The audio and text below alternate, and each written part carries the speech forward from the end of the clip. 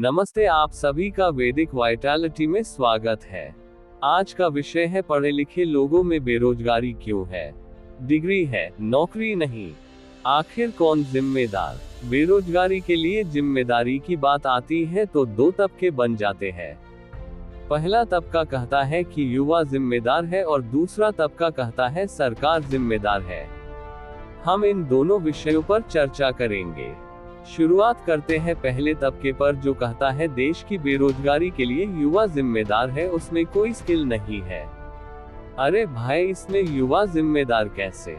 देश में किसी भी कोर्स का सिलेबस, पैटर्न, सब कुछ जब सरकार तैयार करती है तो उसी सिलेबस को पढ़कर ही तो युवा पास हुआ है। अगर युवा में स्किल नहीं है तो वो सिलेबस और सिलेबस को तैयार करने वाले जिम्मेदार है, वो युवा नहीं, क्योंकि वो तो वही पैसा देकर कोर्स कर रहा है जो सरकार ने तैयार किया। यानी आपके सिस्टम में गलती है, न कि युवा में।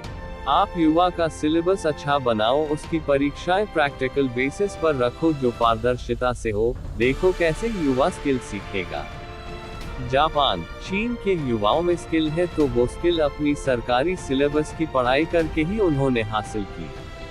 वो कोई अमृत वाला शरबत पीकर नहीं आए जो स्किल पेट से सीखा हो। इसी तबके के लोग कहते हैं कि युवा पकौड़ा क्यों नहीं तलते, गोलगप्पा क्यों नहीं बेचते, बाल क्यों नहीं काटते।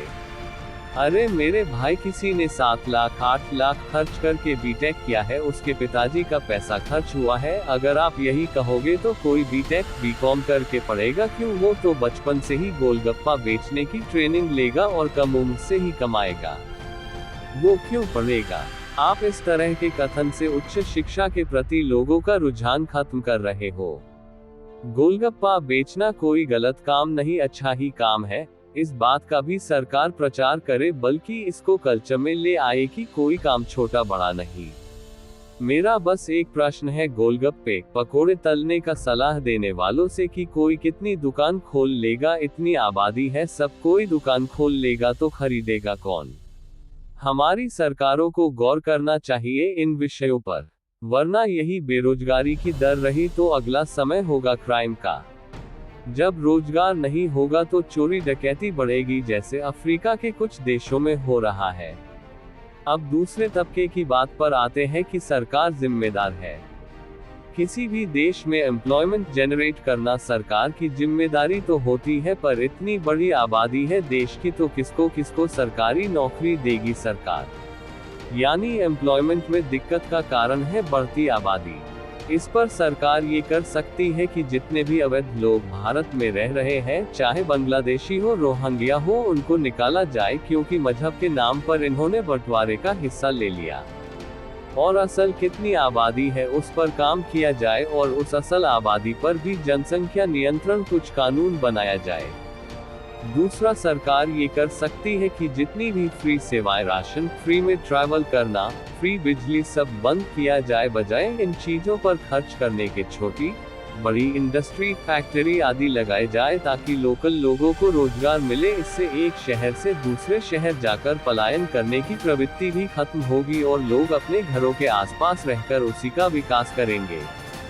हमारे वैदिक व्यवस्था में भी जन्मभूमि के विकास पर ज्यादा जोर दिया गया है।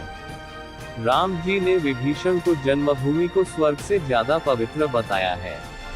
तीसरा, सरकार बचपन से लोगों को कंपल्सरी मैनर्स, डिसिप्लिन सिखाए, जिससे हम साफ सफाई रखें और रूल्स को फॉलो करना अपना धर्म समझे, जैसे जापान में है।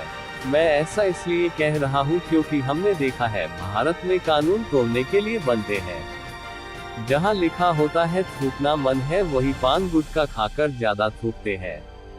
चौथा, सरकार जिला स्तर पर लोगों को छोटे कारोबार लगाने की ट्रेनिंग दे, जिससे लोग छोटा बिजनेस तैयार कर सके और कोई कृषि करता है तो उसको पैक करके अच्छे दाम पर बेच सके, उसकी मार्केटिंग के गुण सिखाए जाए। और सबसे अंतिम, सिस्टम में पूर्ण पारदर्शिता हो। ये थे कुछ बेरोजगारी के कारण और उसका निदान। आप कोई और सलाह हो तो अवश्य दे। आशा करता हूँ आपको हमारा वीडियो पसंद आया होगा। अगर वीडियो अच्छा लगे तो कृपया लाइक, सब्सक्राइब और शेयर करना न भूलें। जय श्री राम। वैदिक सनातन धर्म की जय हो।